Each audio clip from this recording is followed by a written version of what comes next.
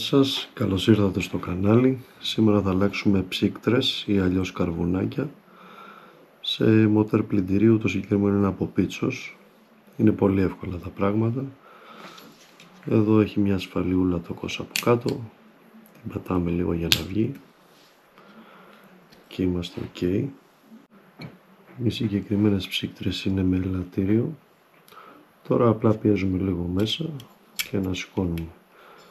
Αυτό που θέλει προσοχή είναι να δούμε τη φορά της ψύκτρας, το φάλτσο που έχει, και να μπει η επόμενη, η καινούρια, κατά τον ίδιο τρόπο.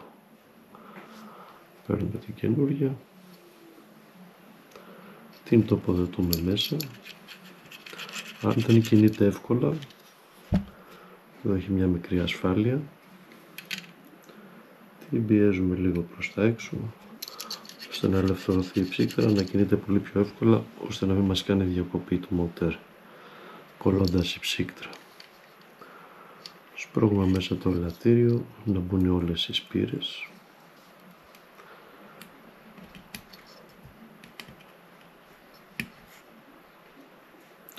Ελέγχουμε τις σπήρες αν είναι όλες μέσα το ελαττήριο.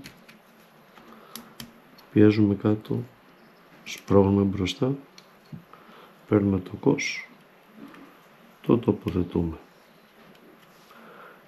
Είμαστε έτοιμοι από εδώ. Πανεύκολο. Το ίδιο ακριβώς πρέπει να γίνει και από την άλλη μεριά. Εδώ έχει αφαιρεθεί η ψύκτρα και συνεχίζουμε να τοποθετήσουμε και αυτή.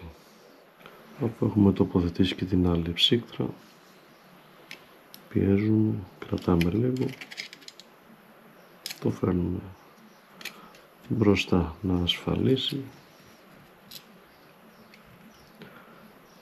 και τοποθετούμε το κος.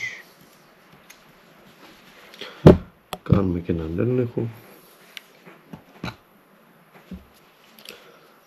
Έχουμε στάω το πολύμετρό μας στο ένα άκρο της ψύκτρας και στο άλλο άκρο της ψύκτρας.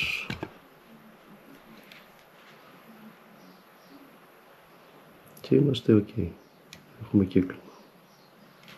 Τέλος. Αν σας βοήθησε, subscribe και εγγραφή στο κανάλι μας. Ευχαριστώ.